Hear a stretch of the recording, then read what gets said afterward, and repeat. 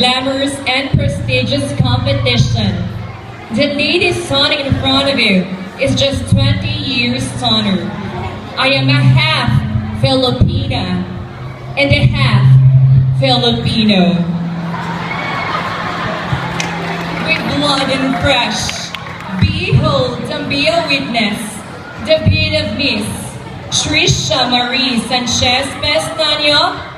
But tonight, please allow me to stand by the name of our pop star princess. Ang tumitibok sa puso ni Matteo Guadacelli, Miss Sarah Geronimo. At bago ko po lisanin tabladang ito, nais ko po sana mag-iwan ng mga katagang ba, bebi, bobu. Ba, baklaman kami sa iyong paningin. Bakit hindi niyo subukang mahalin? Kung hindi kayo liligaya sa amin, tsaka niyo kami limutin. B, benggit hanggang hulo, kami makikita ninyo. B, biktima man na kami ng iyong karasan ng diskriminasyon, kami pa rin ay may panindigan. Bo, bobo nagsabi na kaming mga bakla ay walang karapatan tumapak sa pintuan ng langit. At bu, bukas, ngayon, at magpakailanman, kaming mga bakla ay walang hangganan. Maraming salamat po. Sidiin na ako pag-isugdan sa pag-ila-ilang akong pangalan. Nang hinaot yung tanan nga magdugo kita, kaya pag-aampo ato ng pag-asugdan. Umahal kong barangay captain, giunsa mo kami pagbahin-bahin. Nga nung ang mga bae nangahalin kaming mga bayot na agpabilin. Tubag, manutoy tang tanan. Nagmula sa langit, bumaba sa lupa. Hindi isang anghel, kundi isang munika. Munikang nagkabuhay, nagsasalita at nag-iwan sa inyo ng katagang. Hindi lahat ng may magagandang mukha ay tunay na babae. Malay nyo, ako pala noon ang inyong kakumpare. Ladies and gentlemen, babae man ako sa inyong paningin, ay mo pakumpiyansa kay dako kay gugutin.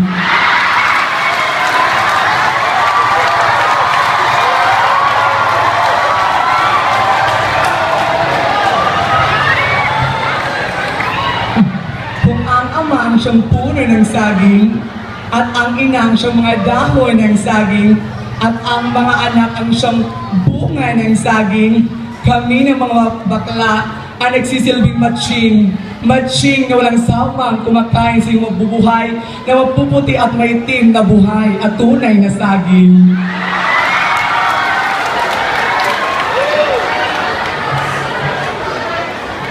Kung ang kamatis ay pampakinis ng kutis, at ang kalabasa ay pampalinaw ng mata, ayaw ka, kay ang talong naman ni Kuya, ang siyang nagpapatirik ng aming mga mata. Sa bulhog o sa buta, huwag nagagoy pag-asa. Ladies and gentlemen, my real name is Janine Aurora Fuentes, but since this is a pageant, do allow me to stand by the name of nag-iisang Julia Barreto. Julia Barreto, ladies and gentlemen, nagsasabing, guwapa daw ko gamay. Sexy sab daw ko gamay. Cute sab daw ko gamay. Munang kamunang away, pakpak sa muriha gamay. Puni paniniyo gamay. Munang kamungkanan, ana-ana sab mo yung mga gamay. Kaya ladies and gentlemen, bago ko ulisanin tablarong ito, meron akong katagang iiwan sa inyo. Ang katagang A, E, E, O, O. Na alam kong hindi niyo ito makakalimutan sa buong buhay niyo. Ang kasabihang A, na alam niyo bang naglalab na ako sa lugar na to? At E, ewan ko ba't bakit ako nagkaganito. At E, iuwi ko itong mikropono sapagkat lulunukin ko at alam kong uupakan niyo ako at uuyak kong may bukol sa ulo. Kaya ladies and gentlemen, api-apihin niyo man ako, apak-apakan niyo man ang kata ko, Barangay San Roque, isa lang ang masasabi ko, pasok kayo sa puso ko. Maraming salamat. This is Julia Barreto. She's gathering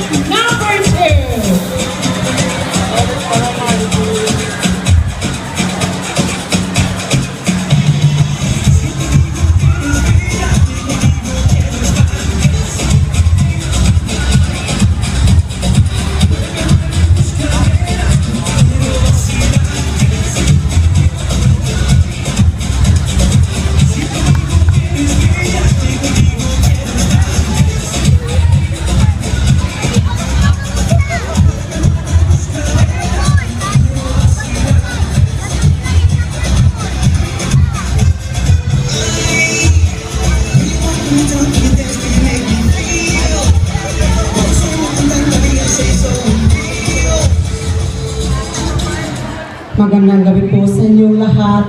Nagmula sa langit, bumaba sa lupa.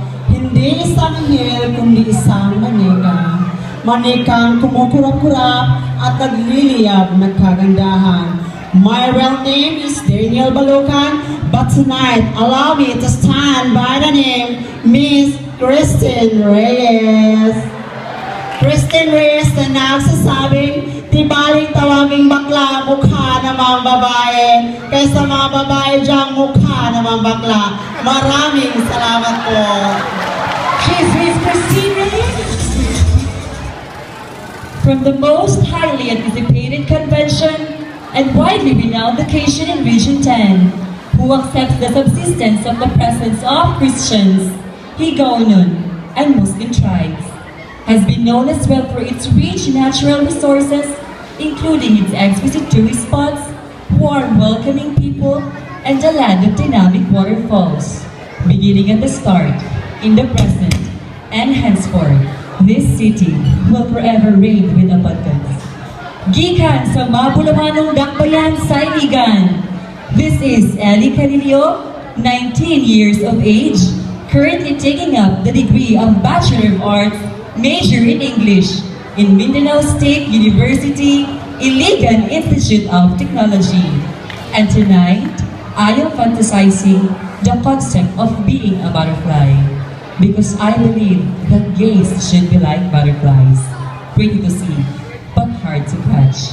At nag-iiwan ng katagang, kung mahal mo siya, habulin mo hanggat maaga pa. Dahil kung hindi, baka gabihin ka, tulog na siya.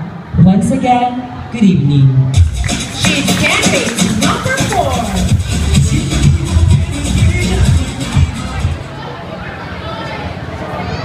I live my childhood days with lots of dreams and fantasies. But I was awakened and enlightened by the existing force of reality, the dream, Curtis. And I am fantasizing myself as the queen of the universe. Ladies and gentlemen, this is your candidate number 5 na nag-iwan ng katagang. Ann Curtis ang mukha, Manny Pacquiao ang ibaba. She's Ann Curtis and she's candidate. Kung ang mga laki mao ang subak sa autan o kung ang mga babae mao ang kamunggay nga gisamok-samok sa autan o kung ang mga tumboy mao ang sabaw sa autan west kaming mga bayot mao ang customer ni Dada nga ganahan makit-kit sa subak sa autan.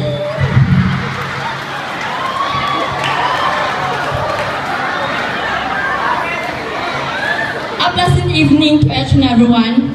My name is Princess Shane Abastas Oasamaredo, but tonight allow me stand by the name of ang nag-iisang kinakayat-kayat ni Hayden ko, Miss Katerina Halili, 22 years old, from the municipality of Cabatagan, Lanao del Norte.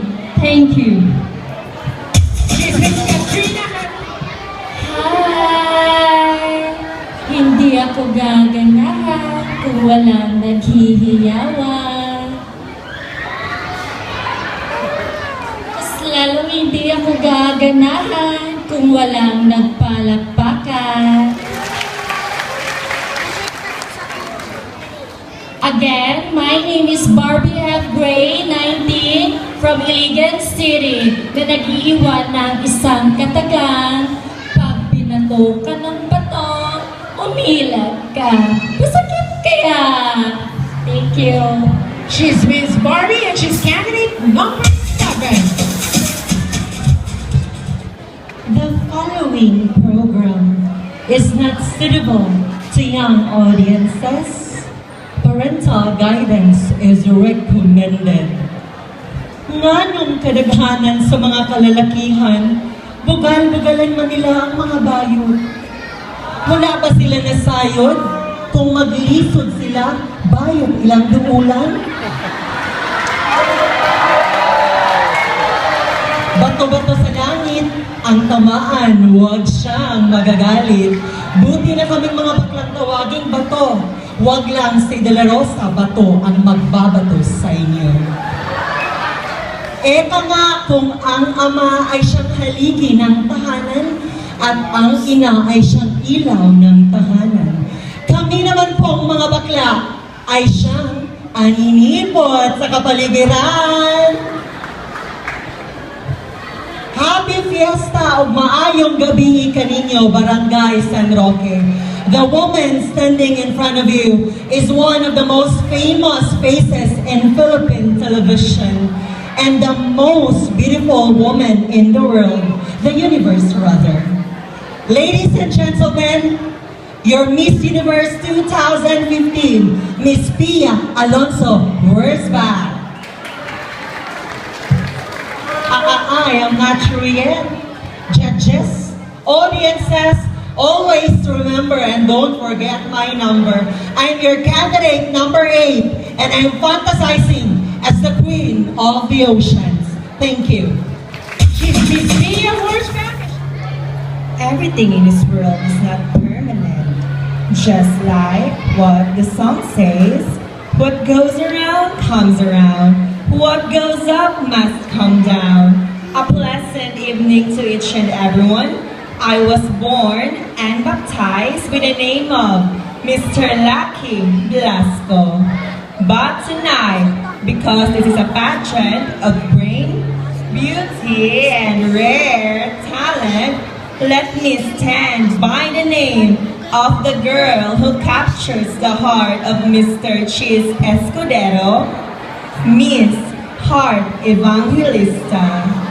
20 years of age, and I am proud and dignified to represent from the city of Good Life, province of Misamis Occidental, Oroqueta City. This is your candidate number 9 na nagsasabi unsaon man ang kasexy, kagwapa o kaputi o sa CR magtindog mangihi. Thank you. A glorious evening to each and everyone. My name is Angel Pepsi Alejandrino, 22 years old from Davao City. And tonight, allow me to stand by the efficient sexiest woman of 2015, Miss Jenny Lynn Mercado. And I fantasize myself as the goddess of beauty, Aphrodite. Thank you. She's candidate number 10.